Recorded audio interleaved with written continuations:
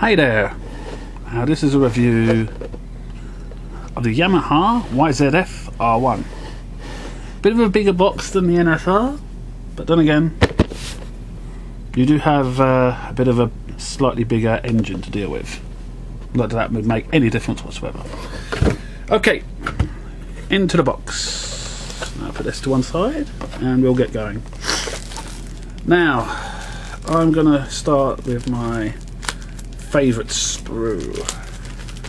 Oh, by the way, I apologise for these two videos with a bit of a noise in the background, but I've decided to do this upstairs rather than downstairs. Anyway, here we are with the D sprue. Look at that shine.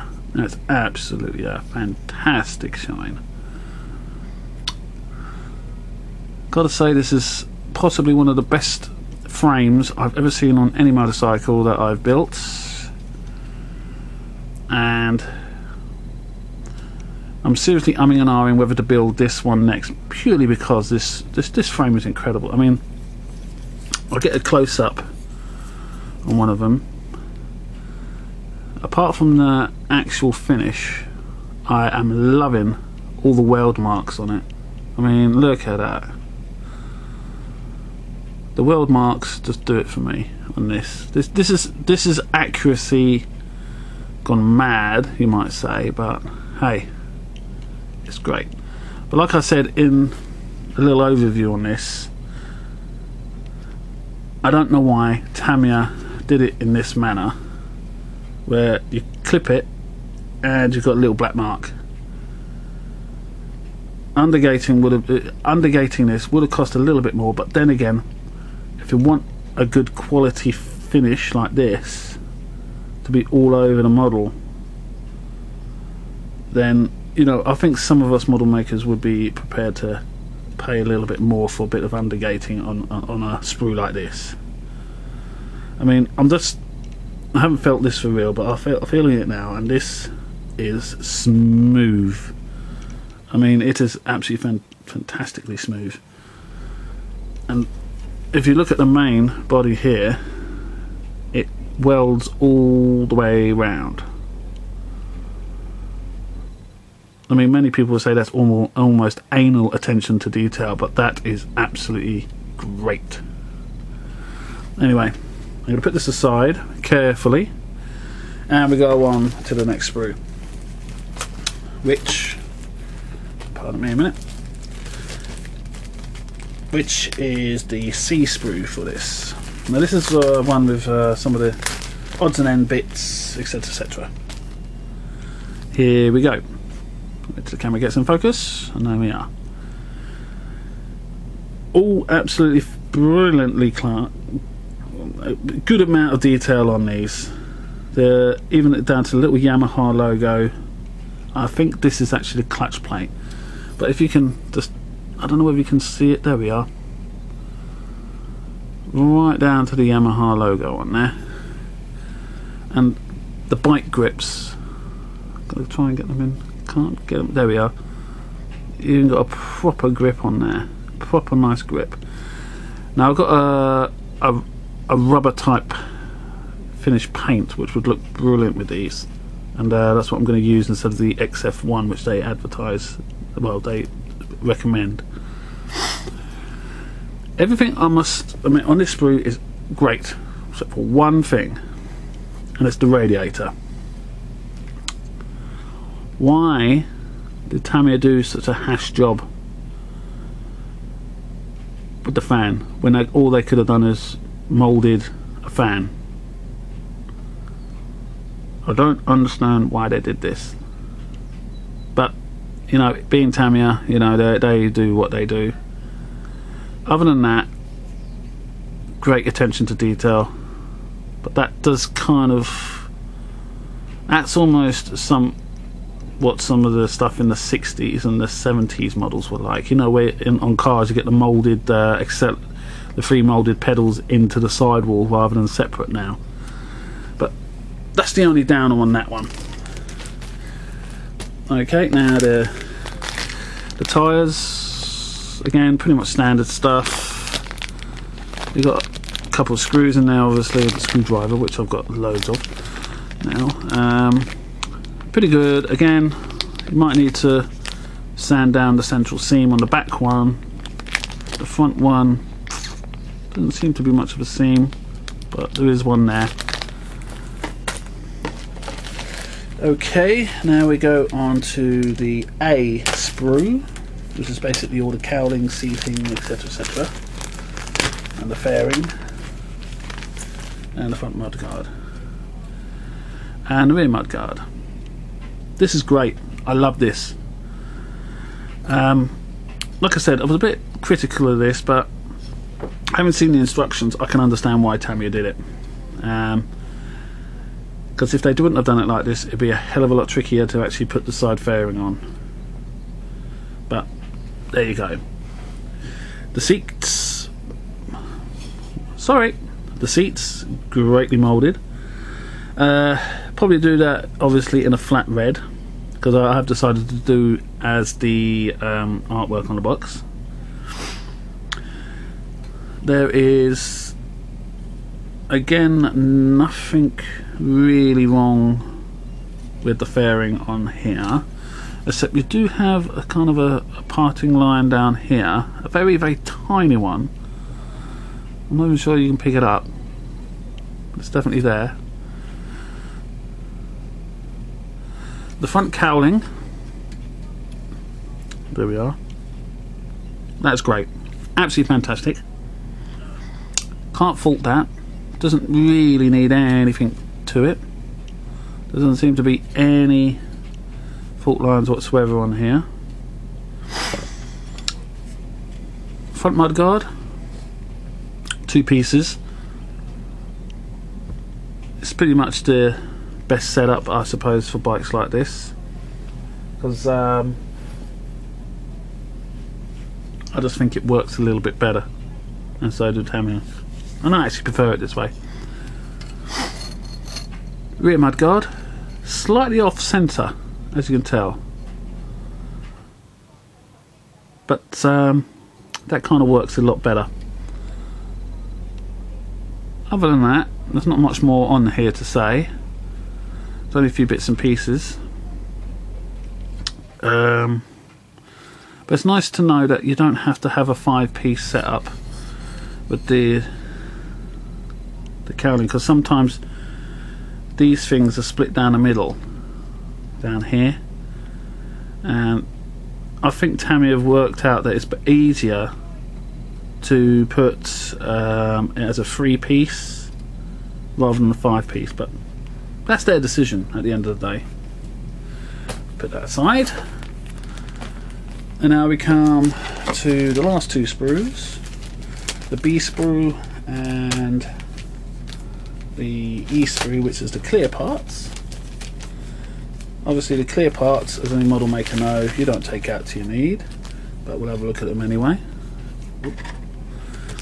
So there we go, there's the front windshield. There is a mould line down the edge of here, but nothing you can't handle with a 2,500 grit and a bit of polish. Rear lights, nothing can go wrong with that, probably. Saying that now, I've jinxed myself. Front lights, very nicely represented, and obviously you've got the indicator lights, or turn signals, or whatever you want to call them. They are just, well, they'll be pretty nicely textured.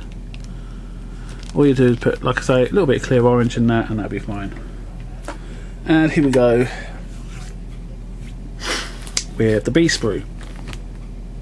Now, first thing, the brake discs.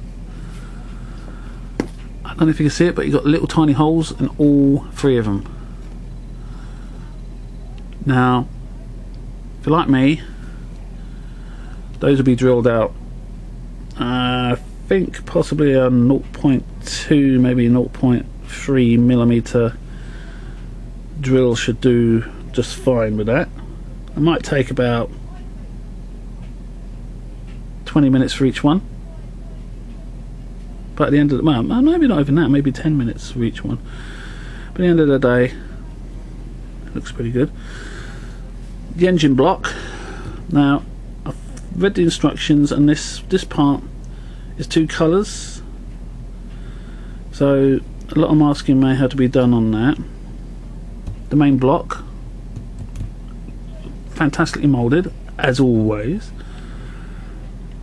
You have the I'm not too sure about that. You have this part of the engine as well, greatly moulded. All the parts, clutch and the like here, fork holder, you know, all nicely done, all nicely done. And carburetors here, nice attention to detail, no fault with those. The rims, as with the other, which I did a quick review with the NSR, there is there's a, like I said, there's a seam line. It's very fine, but it's still there on both of them. But once that's cleaned up, that'll be fine. Rear suspension, well, you can't do any fault with that. Looks perfectly okay. Not a lot of clean up on that. Matter of fact, there's no flash whatsoever. Now, I will apologise to Tamiya for this, but I double checked the chain on here. Now I'm a bit worried with it being like this, you know, so you can squeeze it. I would have preferred 2 more tree arms than this, but taking a close look at the chain, it's not as soft as I thought it was on both sides. I mean, yeah, there's a few push pin marks on there, but you wouldn't notice them there because what they've done is very clever and pushed them out on the chain, almost indistinguishable. The exhaust pipe, part 1, nicely moulded, as well as the can and all the pipes, etc, etc, you know, here and here. And you also get a stand. I'm not keen on the stand a lot, but it's okay. And this is what I like, is that you've got separate handles to put the handlebars together, so you get a slight adjustability. So pretty good moulding on that one. Very good moulding on that one, I must admit. Even the pegs, nice amount of detail on there.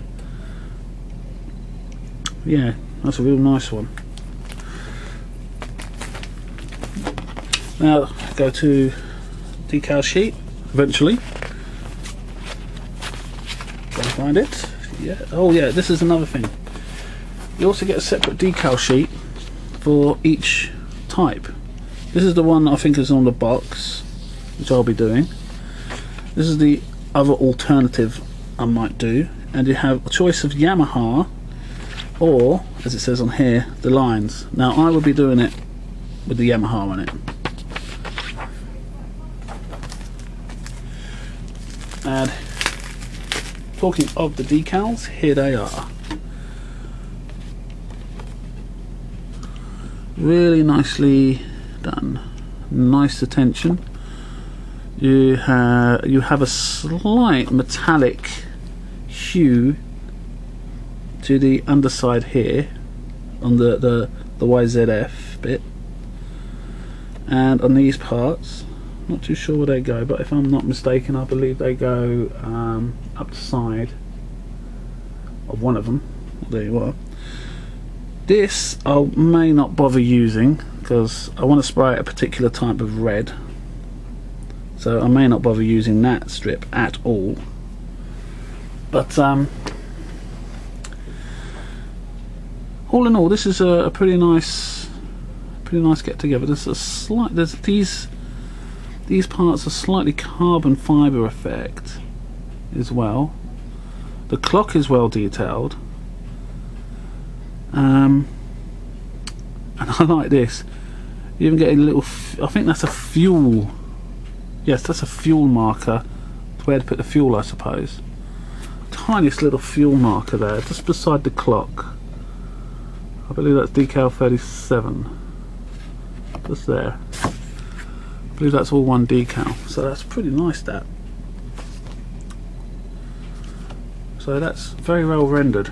And I used to be a printer, and that's a quality job. It makes me even wonder if whether it's Cardiograph had a hand in doing this, because they seem to be the world's best at doing decals or decals, or however you want to say it. However you want to say it. Right. Almost running out of a little bit of time here, because I don't want to be too long. And here's the instruction sheet. I'm not going to show all of it, but I like the fact that there's 21 stages. Very comprehensive. Nice guide to all this. Build quality. The quality of the build is very good. I like the fact that you start off with the stand, because that will definitely help you later on. As with Tamiya, all clear and concise building. And yes, it's just a joy to see all of these stages. Immensely looking forward to it. Another choice I have to make is whether I want a rear seat or flat, with just the back seat cover. So, but I would probably go for the second seat, because I feel a bike like this, a bike that looks like that, definitely looks a little better with the back seat. Anyway, that's the review of the YZF-R1. And like I say with the last one, if you've got any thing you want to add, comments, etc., just put them down below. Thank you very much. Bye bye for now.